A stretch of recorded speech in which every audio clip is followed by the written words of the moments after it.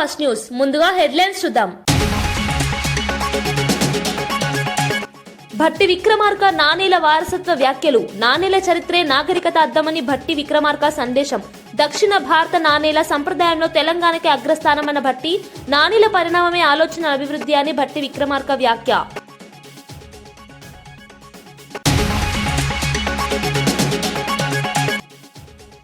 మలక్పేట్ గంజి సమస్యలపై కవిత focus. Sanitation lighting లోపాలపై కవిత serious. Koheda ఎదిగినా మలక్పేట్ గంజి నిలబడుతుందని కవిత ధీమా.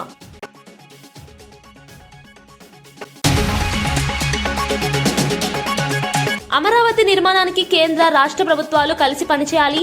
పార్లమెంట్లో అమరావతి శాశ్వత రాజధాని బిల్లు పెడతాం. సీఎం చంద్రబాబు అమరావతి బిల్లును మానిటర్ చేస్తున్నారు.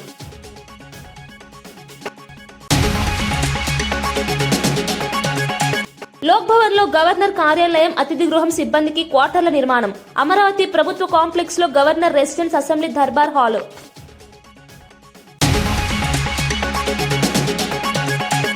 సీఎం మంత్రుల కృషిపై వైసీపీ విమర్శలు తగ్గవన్న యార్లగడ్డ.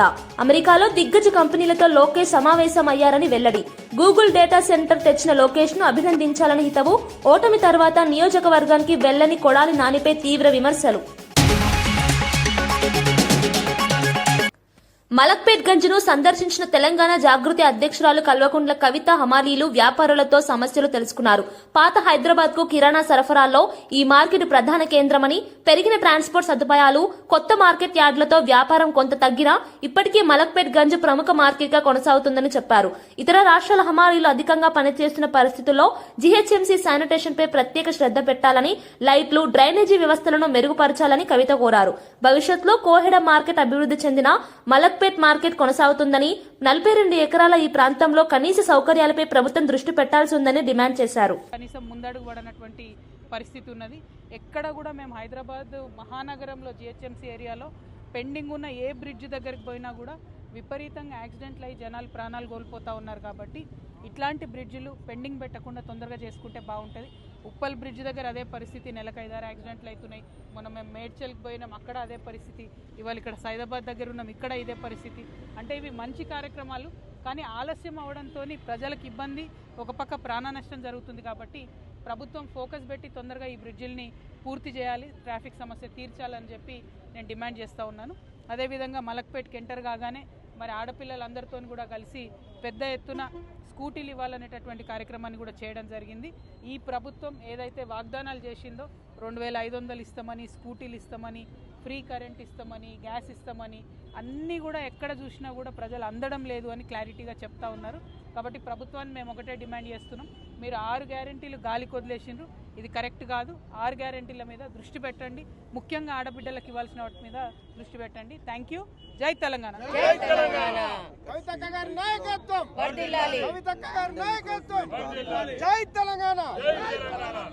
ల్యాండ్ సేకరించక ముందే పనులు స్టార్ట్ చేస్తారు. ఇప్పుడు ల్యాండ్ గురించి అనేసి ప్రజలను ఇబ్బంది. ప్రధానంగా ఇది వచ్చేసి హైవే, ఇది సాగర్ హైవేకి మనకి విజయవాడ హైవేకి అటాచ్మెంట్ ఉంది. దానివల్ల హెవీ ట్రాఫిక్ ఉంది. ఈ పనుల గురించి అనేసి గత 2 years నుండి ఇదే ప్రాబ్లం. ప్రతి చోట డిఫెన్స్ ఏరియా కూడా ఇదే రోడ్. మీరు చెప్పింది అబ్సల్యూట్లీ రైట్. ప్రతి చోట ఏమవుతుందంటే కోఆర్డినేషన్ ఉండట్లేదు.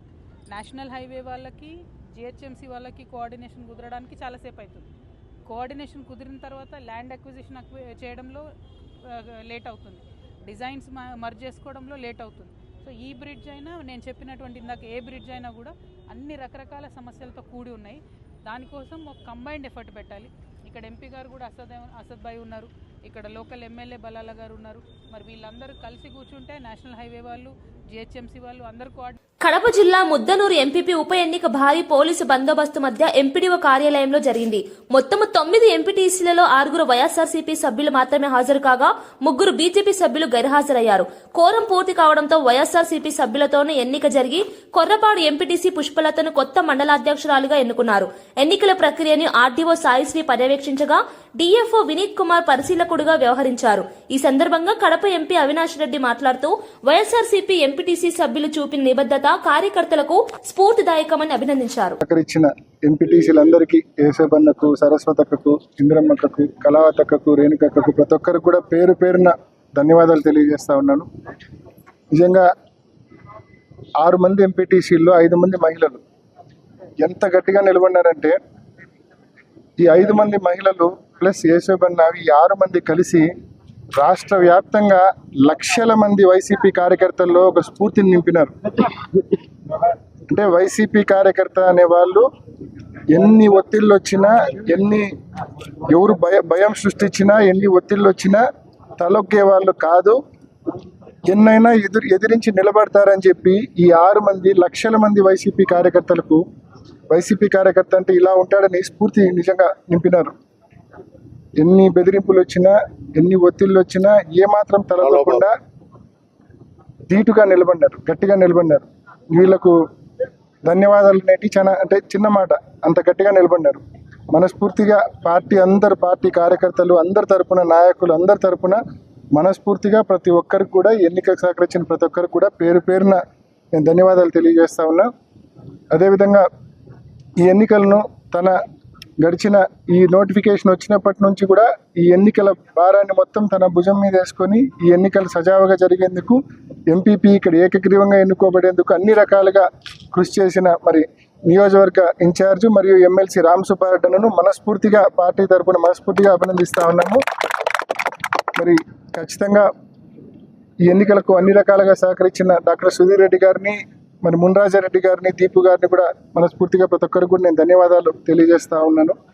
అదేవిధంగా కడప నగరంలో కూడా ఇప్పుడే మీ అందరికీ సమాచారం వచ్చి ఉంటుంది. కడప నగరంలో కూడా మేయర్గా వైఎస్ఆర్ కాంగ్రెస్ పార్టీ అభ్యర్థి పాకా సురేష్ గారు ఏకగ్రీవంగా మరి మేయర్గా ఎన్నుకోబడడం జరిగింది.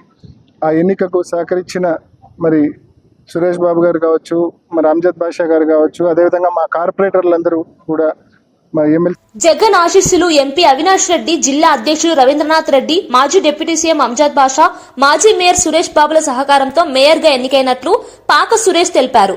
తక్కువ కాలం ఉన్నప్పటికీ అభివృద్దిపైనే ప్రధాన దృష్టి పెట్టి ప్రజల ఆకాంక్షలకు అనుగుణంగా పనిచేస్తానని చెప్పారు. మేయర్ పదవి రావడానికి సహకరించిన అధిష్టాన నాయకులకు రుణపడి ఉంటానని పాక సురేష్ అన్నారు. పట్టణ అభివృద్దిలో స్పష్టమైన మార్పులు తీసుకురావడమే లక్ష్యమని చెప్పారు. వైఎస్ అవినాష్ రెడ్డి గారి సహకారంతో మన జిల్లా అధ్యక్షులైనటువంటి రవీంద్రనాథ్ రెడ్డి గారు, అలాగే రాజంపేట పార్లమెంట్ పరిశీలకులు సురేష్ బాబు గారు, మాజీ డిప్యూటీ సీఎం అంజద్ బాషా గారు, ఎమ్మెల్సీ రామచంద్రారెడ్డి గారు, అలాగే మాజీ టీటీడీ మెంబర్ అయినటువంటి మన మాసిం బాబు గారు, అలాగే నా తోటి కార్పొరేటర్లు డిప్యూటీ మేయర్ నిత్యానంద్ రెడ్డి గారు, ముంతాజ్ బేగం గారు, అందరి సహాయ సహకారాలతో ఈరోజు నేను మేయర్గా ఈ పీఠం మీద కూర్చోవడం జరిగింది. రాబో కాలంలో తప్పకుండా ఈ కడప ప్రజల యొక్క ఆకాంక్ష మేరకు ఉన్న ఈ 2-3 నెలల్లో కూడా తప్పకుండా పేద ప్రజల యొక్క అభ్యున్నతి కొరకు, అలాగే కడప కార్పొరేషన్ యొక్క అభివృద్ధికి పాటుపడతారని చెప్పేసి నాకు ఈ అవకాశం ఇచ్చిన వారందరికీ కూడా ముఖ్యంగా కృతజ్ఞతలు తెలుపుకుంటూ సెలవు తీసుకుంటున్నాను. అఖండ 2 సినిమా బృందం శ్రీశైలం భ్రమరాంబ మల్లికార్జున స్వామివారును దర్శించుకుంది. దర్శకుడు బోయపాటి శ్రీను, సంగీత దర్శకుడు తమన్ ఆలయ రాజగోపురం వద్ద అర్చకులు, దేవస్థాన అధికారుల స్వాగతం పొందారు. అనంతరం స్వామి అమ్మవార్లకు రుద్రాభిషేకం, కుంకుమార్చన వంటి ప్రత్యేక పూజల్లో పాల్గొన్నారు. దేవాలయ వాతావరణంలో సేవ చేయడం ఎంతో ఆనందంగా ఉందని బోయపాటి శ్రీను తెలిపారు. నేటి నుంచి ప్రారంభమైన ప్రీమియర్ షోతో అఖండ 2 ప్రేక్షకుల ముందుకు వస్తోందని, మంచి సినిమా రూపొందించామని అందరూ ఆనందిస్తారని చెప్పారు. శ్రీశైలం దేవాలయ దర్శనం తమ బృందానికి శుభాభినందనలతో సమానమనిపించిందని పేర్కొన్నారు. ఒక మంచి సినిమా తీసి మీ ముందుకు తీసుకొచ్చాము. తప్పకుండా మీరు ఆ సినిమాని బాగా ఎంజాయ్ చేస్తారు. సినిమా చూడండి. అవన్నీ భగవదేచ్ఛ, దైవేచ్ఛ. మనం మంచి సినిమా తీస్తాము. రికార్డులు అవన్నీ ఏంటంటే దైవేచ్ఛ, మనకు సంబంధం లేని మ్యాటర్ అన్ని. గ్యారంటీ ఇది దైవేచ్ఛ. మనం మంచి సినిమా తీసాం, ప్రేక్షకుల ముందు తీసుకొచ్చాం, ఆదరిస్తారని ఆశిస్తున్నాను. Thank you brother. Numismatics జాతీయ సెమినార్ కు ముఖ్య అతిథిగా హాజరైన తెలంగాణ ఉప ముఖ్యమంత్రి బట్టి విక్రమార్క, నాణీల అధ్యయనం అంటే చరిత్ర, ఆలోచనల అభివృద్ధిని అధ్యయనం చేయడమేనని చెప్పారు. దక్షిణ భారతం నాణీల సంప్రదాయంలో అగ్రస్థానంలో నిలిచిందని, తెలంగాణ కూడా ఈ రంగంలో ముందంజలో ఉండాలని సూచించారు. వారసత్వాన్ని అర్థం చేసుకోవడం భవిష్యత్ తరాలకు అత్యవసరమని బట్టి అభిప్రాయపడ్డారు. రాష్ట్రంలో చారిత్రక పురావస్తు అధ్యయనాలను ప్రోత్సహించే దిశగా ప్రభుత్వం కృషి చేస్తోందని తెలిపారు. నాణీల పరంపర మన నాగరికతను అర్థం చేసుకోవడానికి సహాయపడుతుందని పేర్కొన్నారు. Very special academic event, and I congratulate the director Arjun Rao Garu and his entire team for their effort and commitment. This seminar is historic in its own right. In the 114-year journey of the Department of Heritage, previously the Department of Archaeology and Museums, this is the first time we are hosting a full-fledged national seminar dedicated entirely to coinage. For a department that has been seen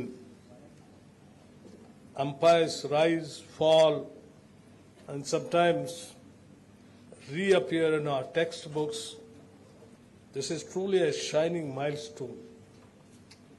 And it is a moment of pride, not just for Telangana, but for both Telugu-speaking, both the states. Numismatics may appear to be the study of something small, but metal discs that fit into the palm of our hands. But anyone who has ever looked closely at a coin knows it holds an entire world. I sometimes think coins are the earliest form of compressed data. They pack into a few grams of metal the story of an economy, a ruler's aspirations, technological advances, trade routes, religious symbolism, and even diplomatic relations. If archaeologists had invented the zip file, they would have called it a coin. Southern India is one of the richest numismatic traditions in the world. From the Satavahanas and Ikshwakus, who stamped their economic footprint across the vast trade networks, to the mighty Kakatiyas and the grandeur of Vijayanagara, our region's coins reveals a history of innovation, artistic refinement, and sophisticated statecraft. Sathya Sai జిల్లా ధర్మవరంలో అటల్ మోదీ సుపరిపాలన bus యాత్రను మంత్రి సత్యకుమార్ యాదవ్ రాష్ట్ర BJP అధ్యక్షుడు మాధవ్ ప్రారంభించారు. అటల్ బిహారీ వాజ్పేయి శత జయంతి వేడుకల సందర్భంగా ఈ యాత్రను ఈ నెల 25 వరకు నిర్వహించనున్నట్లు తెలిపారు. వాజ్పేయి భారత పరిపాలనా వ్యవస్థకు దారిదీపమని పేర్కొంటూ ఆయన చూపిన మార్గాలను నేటి తరానికి చేరవేయడమే యాత్ర లక్ష్యమని చెప్పారు. అమరావతిలో భారీ బహిరంగ సభతో యాత్ర ముగుస్తుందని మంత్రి ప్రకటించారు. మంచి పరిపాలన, ప్రజాసేవలపై అవగాహన పెంచడంలో ఈ కార్యక్రమం ముఖ్య పాత్ర పోషిస్తుందని వివరించారు. నివాళులు అర్పించాలని చెప్పి ఏ అంశాల కోసం అయితే ఆయన నిలబడ్డాడో, ఏ అంశాల కోసం ఆయన పోరాటం చేశాడో, యావత్ జీవితాన్ని ఆయన యొక్క పరిపాలన ఈ రెండు కూడా ప్రజల ముందు ఉంచే గొప్ప ప్రయత్నం ఈరోజు ఆంధ్రప్రదేశ్ భారతీయ జనతా పార్టీ ఆధ్వర్యంలో ఈ యొక్క యాత్ర నిర్వహించుకోవడం జరుగుతుంది. ఈ యాత్రలో ప్రజలందరూ కూడా పాల్గొవాలని చెప్పి అందరికీ పిలుపునిస్తున్నాం. మన దేశానికి గౌరవం, గుర్తింపు తెచ్చిన నాయకుడు అటల్ బిహారీ వాజ్పేయి గారు. గత 11 సంవత్సరాలుగా నరేంద్ర మోడీ గారు మౌలిక సదుపాయాల మీద ప్రత్యేకంగా దృష్టి పెట్టి, అది సాగర్మాల కానీ భారత్మాల ద్వారా కానీ ఇవాళ 1,00,000 కిలోమీటర్లకు పైగా హైవేల నిర్మాణం జరిగింది. 27 ఎక్స్ప్రెస్ హైవేల నిర్మాణం జరుగుతోంది. వీటి అన్నిటికీ కూడా స్ఫూర్తి, ప్రేరణ ఆనాడు వాజ్పేయి గారి ఎన్డీఏ పాలన నుండి వచ్చింది. వాటిని ఇవాళ ప్రేరణగా తీసుకుని వాటిని కొనసాగిస్తూ ప్రస్తుత ప్రధానమంత్రి నరేంద్ర మోడీ గారు కూడా ఎన్డీఏ పాలనని ఒక ప్రజారంజకమైన పారదర్శక పాలన ఇస్తూ ప్రజల మన్నలను చూడడమే కాకుండా ప్రజల తలసరి ఆదాయాన్ని పెంచి ప్రజల స్థితిగతుల్లో కూడా మార్పు తీసుకొస్తారు. BRS social media convener Krishank Revanth Reddy పెట్టుబడుల పేరుతో అల్లిన కట్టుకథల్ని, చీకటి ఒప్పందాల్ని బట్టబయలు చేశామని ఆరోపించారు. గ్లోబల్ సమ్మిట్ అంటూ ప్రచారం చేస్తున్న పెట్టుబడుల్లో పారదర్శకత లేదని, ప్రభుత్వం విడుదల చేసిన గణాంకాల్లోనూ భారీ గందరగోళం స్పష్టంగా కనిపిస్తోందని తెలిపారు. పెట్టుబడుల పేరుతో ప్రజలను మోసగిస్తున్నారని విమర్శించారు. ప్రాజెక్టుల వివరాలు, కంపెనీల సామర్థ్యం, ఒప్పందాల స్పష్టతపై ప్రభుత్వం సమాధానం చెప్పాల్సిన బాధ్యత ఉందని చెప్పారు. రాష్ట్ర భవిష్యత్తుపై ప్రభావం చూపే నిర్ణయాల్లో గోప్యత అనేది ప్రమాదకరమని హెచ్చరించారు. ప్రజలకు నిజాలు తెలియజేయడం బీఆర్ఎస్ బాధ్యతగా భావిస్తున్నామని పేర్కొన్నారు. కమిషన్ దాని మీద విచారణ చేపడితే ఆ తర్వాత ఇక్కడ ప్రెషర్ తోని వెనక్కి తీసుకున్నారు. ఎలాంటి కంపెనీలు వస్తున్నాయో చూడండి. ఇట్లా పెద్ద లిస్ట్ ఉన్నది. ఇగోండి, గోధి ఇండియా దాని ఫైనాన్షియల్స్ 2 లక్షల రూపాయలు, అది 5,000 కోట్ల పెట్టుబడి అంట. ఇది దావోస్ లో. వాల్ష్ కర్రా ఇద్దరే ఎంప్లాయీస్ ఉన్నారు. సింగపూర్ లో ఒక 2 నెలల ముందు మొదలైతుంది ఈ కంపెనీ. 850 కోట్ల పెట్టుబడి. ఇవాళ అడుగుతున్నాం రేవంత్ రెడ్డి గారిని, వచ్చినాయా ఈ 850 కోట్లు? ఇది లాస్ట్ టైం మొన్న ఒక నెల ముందే మీకు చెప్పడం జరిగింది. మనకిన్ బయో 1,00,000 రూపాయలతోని 3 నెలల ముందు మొదలైన కంపెనీ, పాపం ఏలూరుకు చెందిన చార్టెడ్ అకౌంటెంట్ వారి సతీమణి, 2 డైరెక్టర్స్, వాళ్ళు 350 కోట్లంట. ఉర్సా క్లస్టర్ 5,000 కోట్లు. ఎన్ని వచ్చినాయో, ఎన్ని 5,000 కోట్లలో ఒక 5 కోట్లన్న పెట్టిర్రా చూపెట్టాలి. ఇక KLSR ఇన్ఫ్రా ఓ బేనామీ కంపెనీ, రేవంత్ రెడ్డి గారు బేనామీ కంపెనీ, ఒకవైపు CBI విచారణ, ఇవాళ హైకోర్టులు ఉన్నది దాని మీద, మళ్ళీ ఇవాళ విచారణ ఇవాళ నడుస్తున్నది. ఇప్పుడు మనం మాట్లాడుతుంటే CBI విచారణ, దివాలా తీసిన కంపెనీ అని, దానికి యంగ్ ఇండియా కాంట్రాక్ట్లు, నువ్వు ఇవాళ చెప్తున్న యంగ్ ఇండియా ఇగో నీ బేనామీ కంపెనీకి ఇస్తున్నావు.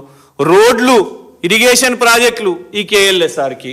షోదా కన్స్ట్రక్షన్స్, ఇది KTR గారు బయట పెట్టినరు, మీ సొంత బావమరిది కంపెనీకి. అమృత్ టెండర్లు, సింగరేణిలో బొగ్గు గన్లు, ఆ కంపెనీకి దాని 31 మార్చ్ 2022లో దాని యాన్యువల్స్ కేవలం 35,000 ఉంటే దాని మొత్తం దాని కెపాసిటీ 2 కోట్లు కంపెనీ కాకపోయినా కూడా ఇప్పటి వరకు 1,500 కోట్లు. ఇగోండి యంత్రా టెక్ కంట్రోల్స్, వీళ్ళది కూడా అదే కథ. వీళ్ళు లాస్ చెప్పుకున్నది, ఈ కంపెనీ లాస్ చెప్పుకున్నది 23-24 సంవత్సరంలో 2,34,590 రూపాయలు. ఆ లక్షల్లో ఆడే ప్లేయర్లు, కానీ 255 కోట్ల పెట్టుబడి అంట. మూసీ కోసం ఇది PPT పెట్టి మరి రేవంత్ రెడ్డి గారు దీని మీద ఈ మూసీ కోసం భజన చేసిర్రు. పాకిస్తాన్ లో 3,000 కోట్ల కుంభకోణం చేసి, జార్ఖండ్ లో కాంగ్రెస్ పొత్తుల ప్రభుత్వం కదా అక్కడ, వాళ్ళు అక్కడ CBI విచారణ కోరి ఎయిర్పోర్ట్ అథారిటీ ఆఫ్ ఇండియా వాళ్ళు బ్లాక్ లిస్ట్ చేసి, ఆ కంపెనీ కోసం మూసీ, మెయిన్ హార్ట్ కంపెనీ. ఇక Raghava constructions, Kodangal lift irrigation వారికి ED వాళ్ళు వచ్చి విచారణ చేస్తారు. ఇవాళ వరకు కూడా తెలియదు ఎంత డబ్బులు దొరికినాయని. మొన్న రీసెంట్ గా గచ్చిబౌలి PS లో land grabbing case, FIR, Raghava constructions మీద FIR చేసినందుకు పాపం గచ్చిబౌలి CI హబీబుల్లా ఖాన్ గారికి, award winning inspector Habibullah Khan గారిని తీసేసి పోస్టింగ్ కూడా ఇయ్యరు, వేకెన్సీలో పెడతారు. మీ కంపెనీల కథ ఇంత పెద్దగా ఉంది.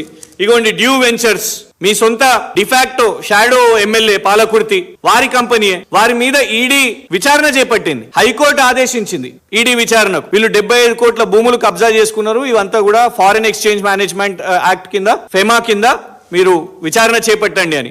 వాళ్ళు 100 కోట్ల పెట్టుబడి అంట ED కేసులు ఉన్నోళ్ళ మీద. మ్యాక్స్ బియన్ ఫార్మా, వీళ్ళ కోసం అయితే మీరు ఫార్మా భూములు కావాలని మీరు మీ అల్లుని కంపెనీ కోసం లగచర్ల రైతుల మీద దాడులు చేసిర్రు. గిరిజన కమిషన్ వచ్చింది, మహిళల కమిషన్ వచ్చింది. ఇవన్నీ మీ పాత ట్రాక్ రికార్డ్. ఇవే ఏమైనా ఈ పెట్టుబడులు, ఈ Davos, America, Korea, Japan, Singapore, ఇవేమైనా అంటే ఇక లేటెస్ట్ ఇప్పుడు ఈ గ్లోబల్ సమ్మిట్ నుంచి ఇగోండి అతిరథ్ హోల్డింగ్స్ అనే కంపెనీ మొన్న పెట్టుబడి ప్రకటించారు. ఈ కంపెనీ విచిత్రం ఏంటంటే, ఈ కంపెనీ మొదలైంది 30 జూలై 2025న 10 లక్షల రూపాయలతో. మేము మొన్న అడిగినాం, 1,00,000 రూపాయల కంపెనీతో నువ్వు 500 కోట్లు ఎట్లా పెడతావు కదా అని అనేసరికి దాన్ని కొంచెం పెంచారు, 10 లక్షలు చేసారు. ఈ కంపెనీ 10 లక్షలు, కానీ పెట్టుబడి 4,500 కోట్లు అంట. ఈ 4 నెలల్లో 4,500 కోట్లు ఎట్లొస్తాయి అబ్బా? అయితే ఈ కంపెనీకి చెందిన యజమాని గారు ఇగోండి ఉత్తమ్ కుమార్ రెడ్డి గారితో. పాపం ఉత్తమ్ కుమార్ రెడ్డి గారు కూడా తెలుసో లేదో రేవంత్ రెడ్డి గారు ప్రకటించారు కాబట్టి, నిజంగానే 4,500 కోట్ల పెట్టుబడి పెట్టేట ఆయన ఇట్లుంటది ఆ వ్యవస్థ. మంత్రి గారికి ఇట్లా కూర్చొని ఆయన ఇట్లా నిలబడి 4,500 కోట్లు పెట్టే పెట్టుబడిదారుడిని. విజయవాడ భవానీపురం ఫ్లాట్స్ ను అర్ధరాత్రి దౌర్జన్యంగా కూల్చివేశారని మాజీ మంత్రి వెల్లంపల్లి శ్రీనివాస్ తీవ్ర ఆవేదన వ్యక్తం చేశారు. సుప్రీంకోర్టు ఇచ్చిన స్టే ఆర్డర్ ను పట్టించుకోకుండా ప్రభుత్వం క్రూరంగా వ్యవహరించిందని విమర్శించారు. బ్యాంకు లోన్లు తీసుకుని రిజిస్ట్రేషన్ పూర్తయిన ఇళ్లను అడ్డగోలుగా నేలమట్టం చేయడం ప్రజాస్వామ్యాన్ని అవమానించడమని అన్నారు. చిన్నపిల్లలు, వృద్ధులు రాత్రివేళ చెట్ల కింద నిలబడిన దారుణ దృశ్యాలను ప్రభుత్వం గమనించలేదని ప్రశ్నించారు. బాధితులకు వైఎస్ జగన్ అండగా ఉంటారని, న్యాయం కోసం పార్టీ తగిన న్యాయ సహాయం అందిస్తుందని పేర్కొన్నారు. దానికి ఆయన చెప్తూ, సుబ్బారెడ్డి గారి చెప్పారు నాకు అప్పన్న గారికి ఆర్థిక సాయం చేయమని, ఆయన పరిస్థితి బాగలేదని చెయ్యడం తప్ప అనేక మందికి చేస్తా ఉంటాను, అందులో భాగంగా నేను కూడా ఆ అప్పన్నకి ఇతనికి కూడా నేను చేశాను, వాళ్ళు చెప్పిన దాని కోసం చేశాను. సుబ్బారెడ్డి గారు చెప్తే నా అప్పన్న గారికి చేశాను అనేటువంటిది మాటలు మాట్లాడుతూ జగన్మోహన్ రెడ్డి గారు చెప్పిన అబద్ధాలు అనేటువంటి రీతిలో మాట్లాడారు. ఒకే ఒకటి ఈరోజు అడుగుతా ఉన్నాం, నిజమే ధర్మమే అనుకుందాం, దానమే అనుకుందాం, ఎవరైనా కూడా ధర్మమో దానమో అంటే లేదా ఆర్థిక సాయమో అనుకుంటే ఏదో ఒకసారి 50,000, 1,00,000, 10,000, 5,000 శక్తి కొద్దీ వాళ్ళ అవసరం కొద్దీ ఏదో ఇచ్చేస్తారు. సరే ఈయన కూడా ఇచ్చినాడు అనుకుందాం ఆయన చెప్పినట్టు ప్రకారము. కానీ ఎవరైనా కూడాను ఒకే అమౌంట్ లో ఒకే తేదీ సంవత్సరాలుగా ప్రతి నెల అకౌంట్ లో వేస్తే ఏమంటారండి? దానం అంటారా? ధర్మం అంటారా? ఆర్థిక సాయం అంటారా? లేదా ఉద్యోగికి ఇచ్చినటువంటి జీతం అనుకుంటారా? ఖచ్చితంగా ఈ రోజు ఆ స్టేట్మెంట్లు కానీ, అప్పన్న గారి స్టేట్మెంట్లు కానీ, లేదా VPR మైనింగ్ స్టేట్మెంట్లు కానీ ఒక్కసారి పరిశీలిస్తే మనకు అందుబాటులో ఉండేటిగా చెప్తున్నాం. 2023 మార్చి 1వ తారీఖు నుంచి ప్రతి నెల 1వ తారీఖున క్రమం తప్పకుండా టంచనుగా NEFT ద్వారా 25,000 రూపాయలు ఎవ్రీ మంత్ క్రెడిట్ అవుతా ఉంది. తెలుగుదేశం పార్టీలో చేరారు, ఎంపీ అభ్యర్థిగా ఆయన ప్రకటించుకున్నారు, వారి సతీమణి కూడాను కోవూరు టికెట్ ఇచ్చారు. అప్పుడు మానేయాలి కదా వైఎస్ఆర్ కాంగ్రెస్ పార్టీ చెప్పిన వాళ్ళకి. అప్పన్న అనే వ్యక్తి సుబ్బారెడ్డి పిఏ కాదని, వేమిరెడ్డి పిఏనే అని వైఎస్ జగన్ వెల్లడించారని వైఎస్ఆర్సీపీ అధికార ప్రతినిధి పుత్తా శివశంకర్ తెలిపారు. ప్రతి నెల అతని ఖాతాలో జీతం జమ అవుతున్న ఆధారాలు దీనికి నిదర్శనమని పేర్కొన్నారు. టీడీపీకి వెళ్లిన తర్వాత కూడా 2025 మార్చి వరకు అప్పన్న జీతం కొనసాగించడం ఏ ఉద్దేశంతోనని ప్రశ్నించారు. వేమిరెడ్డి చెప్పిన కథనాలు అబద్దాలతో నిండిపోయాయని, ప్రజలను తప్పుదారి పట్టించే ప్రయత్నం చేస్తున్నారని ఆరోపించారు. నిజాలు బయటపడడంతో టీడీపీ నాయకులు గందరగోళానికి గురవుతున్నారని అన్నారు. ఆ ప్రాంతానికి వెళ్తే చెట్లు కింద ఉన్న పరిస్థితి, గూడు లేక కొంతమంది కట్నాల కింద పిల్లలకి ఇచ్చిన ప్రాపర్టీ కావచ్చు, వాళ్ళందరూ కూడా అల్లుళ్ళు వీళ్ళని ఇబ్బంది పెట్టే పరిస్థితి కనబడుతుంది. ఇప్పుడు అటువంటి దారుణమైన పరిస్థితిలో ఉండగా వీళ్ళు ఎక్కని గుమ్మం లేదు. ఈ రోజు వరకు కూడా చంద్రబాబు గారిని కలిశారు, లోకేష్ ని కలిశారు, పవన్ కళ్యాణ్ ఆఫీస్కి వెళ్లి జనసేనలో వినతిచ్చారు. అదే విధంగా లోకల్ ఎంపీ కావచ్చు, ఎమ్మెల్యేలు కావచ్చు, ఏ ఒక్కరూ కూడా ఇప్పటి వరకు వీళ్ళ గురించి స్పందించిన పరిస్థితి లేదు. ఏ ఒక్కరూ కూడా, ఏ రాజకీయ పార్టీ గాని వాళ్ళు అధికార పార్టీ నాయకులు ఎవరు కూడా వీళ్ళని కనీసం పట్టించుకున్న పరిస్థితి లేదు. ఎందుకంటే స్థానికంగా ఎంపీ గారు మరి విజయవాడ ఉత్సవాలు చూడడానికి అయితే వాళ్ళకి ఖాళీ ఉంటుంది, కానీ ఇటువంటి పేదవారికి నిలువు నీడ లేకుండా వాళ్ళు ఇబ్బంది పడుతుంటే కనీసం అక్కడికి వెళ్లి ఓదార్చడం కానీ, వీళ్ళందరూ కూడా స్థలాలు కొనుక్కున్నారు, రిజిస్ట్రేషన్ జరిగినాయి, దాదాపు సగం వరకు నివాసాలు ఉన్నారు, వాళ్ళందరికీ మున్సిపల్ ప్లాన్లు ఉన్నాయి, పన్నులు కట్టారు, అయినా గానీ వాళ్ళు నష్టపోతుంటే కనీసం ప్రభుత్వం నుంచి ఒక ఓదార్పు, ఈ విధంగా మీ కోర్టులో జడ్జిమెంట్ వచ్చింది కదా, పోనీ ఏ విధంగా మనం వీళ్ళకి న్యాయం చేయాలని చెప్పిన ఒక భావన కూడా లేపడం అనేది చాలా బాధాకరం. అందుకనే ఈ రోజు అనేక సార్లు మేమందరం కూడా అక్కడికి వెళ్ళడం జరిగింది. మా పార్టీ తరఫున మా పార్టీ అధ్యక్షులు మా అవినాష్ గారు కావచ్చు, మిగతా మా మల్లాది విష్ణు గారు కావచ్చు, నిన్న కార్పొరేషన్ లో కూడా వీళ్ళకి జరిగిన అన్యాయం కోసం నిలదీస్తే టీడీపీ వాళ్ళు మా కార్పొరేట్ల మీద తిరగబడే పరిస్థితి నన్ను చూసాం. మనం ఎందుకు పేదవారంటే ఎంత కక్ష ఎందుకు వాళ్ళకి అర్థం కాని పరిస్థితి. ఇంకెవరు కూడా గత్యంతరంలాగా ఈ రోజు జగన్మోహన్ రెడ్డి గారి దగ్గరికి వీరందరూ కోరిక మేరకు వరకు ఆయన్ని తీసుకురావడం జరిగింది. చాలా బాధపడ్డారు జగన్మోహన్ రెడ్డి గారు. కనీసం ఈ కూటమి ప్రభుత్వం వచ్చాక ఇల్లు కట్టించే పరిస్థితి లేదు, ఉన్న ఇళ్లని కూల్చేస్తాం అనేది చాలా బాధాకరం అని చెప్పి ఆయన వారు ఆవేదన వ్యక్తం చేయడం. తప్పకుండా వారికి కావలసిన న్యాయం సపోర్ట్ అడిగారు వాళ్ళు. తప్పకుండా వైఎస్ఆర్ కాంగ్రెస్ పార్టీ తరఫున మీకు సపోర్ట్ చేస్తాము, ఏ విధంగా మీకు సహాయం చేయగలుగుతాం ఆ విధంగా అన్ని విధాలా కూడా మీకు మద్దతుగా ఉంటామని చెప్పి ఈరోజు జగన్మోహన్ రెడ్డి గారు చెప్పడం కూడా జరిగింది. ఎంతమంది పేదవారు, ఒక చర్చి ఉంది నిర్దాక్షిణంగా కూల్చేశారు, ఇళ్లు ఆ ఇంట్లో ఆడవాళ్ళను కూడా బలవంతంగా లాగేసి బయటికి లాగి కూల్చేశారు. అది మళ్ళీ కట్టాలంటే కట్టగలుగుతారా? వాళ్ళకి బ్యాంకు లోన్స్ ఉన్నాయి. ఇవన్నీ కూడా చాలా బాధాకర విషయం. కాబట్టి వీళ్ళు ఈరోజు జగన్మోహన్ రెడ్డి గారిని కలవడం జరిగింది. వాళ్ళ యొక్క ఆవేదన, వాళ్ళ యొక్క బాధ అంతా వాళ్ళ ద్వారానే మీరు వినాలని చెప్పని తప్పకుండా జగన్మోహన్ రెడ్డి గారు తప్పకుండా వీరికి అన్ని విధాలా అండగా ఉంటామని చెప్పడం మాకు సంతోషంగా ఉంది. వారికి మేము ప్రత్యేకంగా అభినందనలు తెలియపరుచుకుంటున్నాం. తాడేపల్లి పార్టీ కేంద్ర కార్యాలయంలో భవానీపురం 42 ఫ్లాట్స్ బాధితులు వైఎస్ జగన్ ను కలిసి తమ ఆవేదన వ్యక్తం చేశారు. కోర్టు స్టే ఉన్నప్పటికీ కూటమి ప్రభుత్వం అర్ధరాత్రి ఇళ్లను కూల్చేయడం దారుణమని బాధితులు వివరించారు. కుటుంబాలు రోడ్లపై నిలిచిపోయినా ప్రభుత్వం స్పందించకపోవడం అన్యాయమని తెలిపారు. బాధితుల మాటలు విన్న వైఎస్ జగన్ అధైర్యపడవద్దని, పార్టీ పూర్తిగా అండగా నిలుస్తుందని భరోసా ఇచ్చారు. అవసరమైన న్యాయ సహాయం అందించేందుకు పార్టీ న్యాయవాదులను బాధ్యతలు అప్పగిస్తున్నట్లు చెప్పారు. నిరాధారంగా ప్రజల ఇళ్లను ధ్వంసం చేసిన కూటమి ప్రభుత్వ అసలు స్వరూపం బయటపడుతుందని పేర్కొన్నారు. అమరావతిని ఏకైక రాజధానిగా గుర్తిస్తూ బిల్లు త్వరలోనే పార్లమెంట్లో ప్రవేశపెట్టనున్నట్లు కేంద్ర సహాయ మంత్రి పెమ్మసాని చంద్రశేఖర్ స్పష్టం చేశారు. శాశ్వత హోదా విషయంలో కేంద్రం పూర్తిగా కట్టుబడి ఉందని చెప్పారు. 2014 నుంచి చట్టపరంగా గుర్తించాలా లేక ప్రస్తుత సమయానికి గుర్తించాలన్న సాంకేతిక అంశాల వల్లే స్వల్ప ఆలస్యం జరుగుతోందని పేర్కొన్నారు. మొత్తం ప్రక్రియని ముఖ్యమంత్రి చంద్రబాబు స్వయంగా పర్యవేక్షిస్తున్నారని తెలిపారు. అమరావతి భూములు ఇచ్చిన 34,000 మంది రైతుల భవిష్యత్ను వైఎస్ జగన్ ప్రభుత్వం నాశనం చేసిందని తీవ్ర విమర్శలు చేశారు. అమరావతిపై జగన్ చేసే వ్యాఖ్యలు విషం కక్కే వాటితో సమానమని దుయ్యబట్టారు. వారి మంది మార్బల ఎంత మంది వచ్చినా కూడా ఈ అమరావతి బిల్లుని ఒక నెల అటు అయితే అవ్వచ్చు, కానీ ఎట్టి పరిస్థితుల్లో దానికి గెజెట్ నోటిఫికేషన్ తీసుకొచ్చే విధంగా ఇక్కడ ఉన్నటువంటి నాయకులు కానీ గౌరవ ముఖ్యమంత్రి గారు అందరూ కృషి చేస్తారు. అది ఒకటి. రెండో ఇష్యూ తీసుకుంటే ఈ రోజున అమరావతిలో మీరు చూడండి డెవలప్మెంట్ ఏ విధంగా జరుగుతుందనేది. దాదాపు కొన్ని వేల మంది వర్కర్సు కాంట్రాక్టర్స్ ఈ రోజున డే అండ్ నైట్ వర్క్ చేసి అమరావతిని నిర్మిస్తూ ఉన్నారు. నేను అందరికీ గుంటూరు ప్రాంత ప్రజలకు కానీ ఆంధ్ర రాష్ట్ర ప్రజలకు చెప్పేది ఏంటంటే, ఏదైనా ఒకటి ఇన్స్టిట్యూషన్ తీసుకురావాలన్నా నిర్మించాలన్నా ఎంతో ఎన్నో కఠోరమైన శ్రమ చేస్తే ఎంతోమంది వ్యక్తులు కలిస్తే కానీ ఇది అవ్వదు. ఉదాహరణకి మా పార్లమెంట్లో ఉండే ఈఎస్ఐ హాస్పిటల్ తీసుకురావడానికే మా స్టాఫ్ ఇప్పటికీ 30 సార్లు డిపార్ట్మెంట్ల దగ్గరికి వెళ్ళటం కానీ కోఆర్డినేషన్ కానీ చేసుకున్నారు. నేను 5 సార్లు మినిస్టర్ల దగ్గరికి వెళ్ళాల్సి వచ్చింది. ఈ విధంగా ఒక చిన్న హాస్పిటల్కి అంత వర్క్ ఉంటే ఒక మహానగరాన్ని నిర్మించాలంటే ఈ సంస్థలన్నీ తీసుకురావాలంటే స్టేటు సెంటర్లో ఎంత కోఆర్డినేషన్ అవసరమో ఎంతమంది వర్క్ చేయాలో దయచేసి అర్థం చేసుకోండి.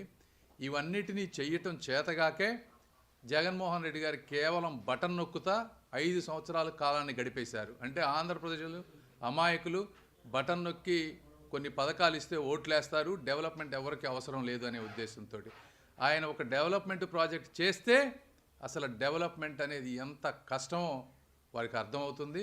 కాబట్టి మరొక్కసారి ఆంధ్రప్రదేశ్ ప్రజలు ఇది గుర్తుపెట్టుకోవాలి. జగన్మోహన్ రెడ్డి గారు కానీ వారి మనుషులు కానీ అమరావతిపై నిరంతరం వరల్డ్ బ్యాంకుకు లెటర్ రాస్తారు డబ్బులు ఇవ్వద్దని, బిల్లు ఆపమని ఈ విధంగా ఇక్కడ ప్రెషర్ చేస్తారు.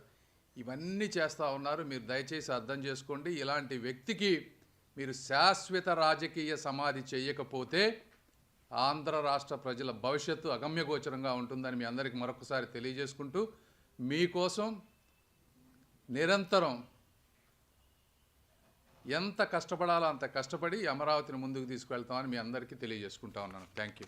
సచివాలయంలో జరిగిన ఏపీ మంత్రివర్గ సమావేశంలో మొత్తం 44 అజెండా అంశాలకు కేబినెట్ ఆమోదం తెలిపింది. పురపాలక పట్టణాభివృద్ధి శాఖలో సమగ్ర నీటి నిర్వహణ కోసం 9,500 కోట్లతో 506 ప్రాజెక్టులకు అనుమతిని మంజూరు చేసింది. అమరావతిలో Lok Bhavan, assembly Darbar hall, governor కార్యాలయం, గెస్ట్ హౌస్లు, స్టాఫ్ క్వార్టర్ల నిర్మాణానికి కూడా ఆమోదం లభించింది. సీడ్ యాక్సిస్ రహదారిని జాతీయ రహదారికి అనుసంధానించే పనుల కోసం 532 కోట్లు కేటాయించేందుకు టెండర్లు పిలిచేందుకు అనుమతి ఇచ్చింది. అదనంగా పాలేరు నదిపై చెక్ డ్యాంలు, ప్రిజన్స్ అండ్ కరెక్షనల్ సర్వీసెస్ బిల్లుపై చర్చించి అనుమతులు మంజూరు చేసింది. రాష్ట్ర పెట్టుబడుల ప్రోత్సాహక మండలి ఆమోదించిన 20,444 కోట్ల పెట్టుబడులకు కూడా కేబినెట్ ఆమోదం తెలిపింది. మెయింటెనెన్స్ ఆపరేషనల్ ఎక్స్పెండిచర్ కింద యుఎల్బీస్ 1563.42 కోట్లని ఈ నిధులు ఏర్పాటు చేయడం జరుగుతుందని చెప్పేసి మనం చేస్తాను. అమరావతి ఏపీలోని అమరావతి ప్రభుత్వ కాంప్లెక్స్ ప్రాంతంలో governor residence, assembly Darbar hall, governor office, guest house, 2 guest హౌస్లతో పాటు సిబ్బంది క్వార్టర్లతో కూడిన లోక్ భవన్ నిర్మాణానికి, ఇప్పుడు ఇంతకుముందు రాజ్భవన్ అనేవాళ్ళం, ఇప్పటి నుంచి అది లోక్ భవన్. లోక్ భవన్ నిర్మాణానికి L1 బిడ్ను ఆమోదించేందుకు ఏపీసీఐడిఏ కమిషన్కు అధికారం ఇచ్చే ప్రతిపాదనకు రాష్ట్ర మంత్రి మండలి ఆమోదం తెలిపింది. అంటే ఇంతకుముందే టెండర్లు పిలిచాం క్యాబినెట్ అప్రూవల్తో. ఇప్పుడు L1గా వచ్చిన బిడ్డర్కి ఈ టెండర్ అప్పగించడానికి సిఐడిఏ చైర్మన్కి, కమిషనర్కి అధికారం ఇస్తూ నిర్ణయం తీసుకుంది. అదేవిధంగా ఏపీలోని NH16తో అనుసంధానించే ఇంటర్చేంజ్తో పాటు యుటిలిటీలతో కూడిన బ్రిడ్జెస్, అండర్ పాస్లు మరియు 6 లేన్ ఎలివేటెడ్ కారిడార్తో E3 రోడ్ విస్తరణకు సంబంధించి L1 బిడ్ను ఆమోదించేందుకు చైర్పర్సన్ అండ్ MD ADCLకు అధికారం ఇచ్చే ప్రతిపాదనకు రాష్ట్ర మంత్రి మండలి ఆమోదం తెలిపింది.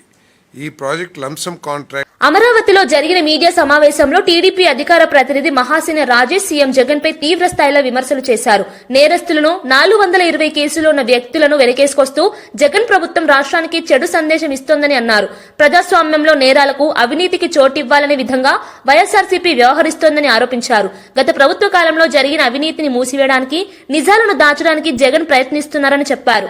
ప్రజలు కోరింది సుశాసనం కానీ జగన్ అందిస్తున్నది నేరస్తులకు రక్షణ మాత్రమేనని రాజేష్ విమర్శించారు. రాష్ట్రాన్ని దిశాహీనంగా నడిపిస్తూ అభివృద్ధి పేరుతో ప్రజలను మోసం చేస్తున్నారని ఆరోపిస్తూ టీడీపీ ప్రజల కోసం పోరాటాన్ని మరింత ముమ్మరం చేస్తుందని తెలిపారు. పనిచేసింది అని డైరెక్ట్గా ప్రెస్ మీట్లో చెప్పాడు. అయితే అంత గొప్పగా ఈయన బయట తీసుకురావడానికి ఈ రాష్ట్రం కోసమో దేశం కోసమో పోరాడిన మహావీరుడైతే కాదు అతను. ఈ రాష్ట్రంలో ప్రజల కోసం, ప్రజల తరపున మాట్లాడిన ప్రజా ఉద్యమకారుడు కూడా కాదు. అయితే మరి ఇలాంటి వాడిని సాక్షాత్తు ఒక మాజీ ముఖ్యమంత్రి, ప్రస్తుత పులివెందుల ఎమ్మెల్యే గారు ఎంత ప్రేమగా, ఎంత కేర్ చూపించి వాడిని బయట తీసుకురావడానికి గల కారణం, ఇంతకీ ఈ బోరుగడ్డ అనిల్ అనే వ్యక్తి చేసే పని ఏంటి, అతను ఎందుకు జగన్మోహన్ రెడ్డికి నచ్చాడు, ఒకసారి అతను చేసే పని ఏంటి, అతని పెర్ఫార్మెన్స్ ఏంటి అనేది కూడా ఇంకో వీడియో రూపంలో మీకు చూపిస్తానండి. ప్లీజ్ ఆ రెండో వీడియో ప్లే చేయండి సార్. చేతికేసిన సంఖ్యలు తీసే చాలు నా కొడకలారా, అరగంట 9 నా కొడకలారా మీ తలకాయలు తీసేస్తాం. తింటాడు, అమ్మాయిలు పాడు చేస్తాడు, ఇంట్లో పనులు పాడు చేస్తాడు, స్కూల్ కి ట్యూషన్ చెప్పడానికి వచ్చిన టీచర్ కి కడుపు చేస్తాడు. రోజు 10 మందితో పడుకునేది సాఫ్ట్వేర్ ఇండస్ట్రీ. తప్పని అట్లా మాట్లాడు. మీరు చూసిరా నా పడుకున్నప్పుడు చూసి ఇట్లా అంటే నేను ఇంటర్వ్యూ చేయలేను. నీ అమ్మ నువ్వేం తోపుగానివా, వైఎస్ఆర్ సిపిని అంతం చేస్తావా? నిన్ను పుట్టించిన నా కొడుకు బయటికి రావాలా, వాడు వస్తే వాడి వల్ల కూడా కాదు రే. నీతో ఏ నా కొడుకు మాట్లాడుతున్నాడు వాడికి చెప్పు. నా కొడుక్కి నీకు వానికి పగల్లింగి శంకరగిరి మాన్యాలు పట్టించే రోజులు దగ్గరలోనే ఉన్నాయి. వార్తలు ముగించే ముందు ముఖ్యాంశాలు మరోసారి. భట్టి విక్రమార్క నాణేల వారసత్వ వ్యాఖ్యలు. నాణేల చరిత్రే నాగరికత అద్దమని భట్టి విక్రమార్క సందేశం. దక్షిణ భారత నాణేల సంప్రదాయంలో తెలంగాణకి అగ్రస్థానమన్న భట్టి, నాణేల పరిణామమే ఆలోచన అభివృద్ధి అని భట్టి విక్రమార్క వ్యాఖ్య.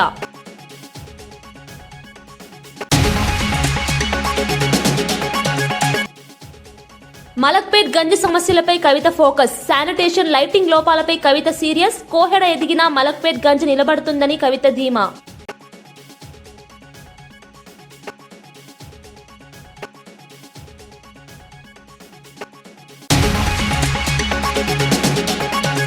అమరావతి నిర్మాణానికి కేంద్ర రాష్ట్ర ప్రభుత్వాలు కలిసి పనిచేయాలి. పార్లమెంట్లో అమరావతి శాశ్వత రాజధాని బిల్లు పెడతాం. సీఎం చంద్రబాబు అమరావతి బిల్లును మానిటర్ చేస్తున్నారు.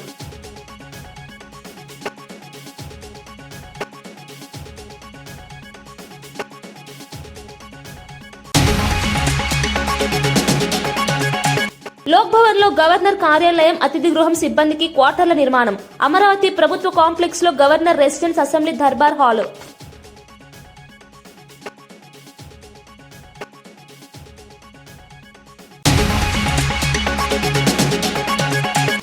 సీఎం మంత్రుల కృషిపై వైసీపీ విమర్శలు తగ్గవన్న యార్లగడ్డ. అమెరికాలో దిగ్గజ కంపెనీలతో లోకేష్ సమావేశమయ్యారని వెల్లడి. గూగుల్ డేటా సెంటర్ తెచ్చిన లోకేష్ ను అభినందించాలని హితవు. ఓటమి తర్వాత నియోజకవర్గానికి వెళ్లని కొడాలి నానిపై తీవ్ర విమర్శలు. ఇవి ఈనాటి వార్తా విశేషాలు. మరో బులెటిన్లో మళ్ళీ కలుద్దాం. నమస్కారం.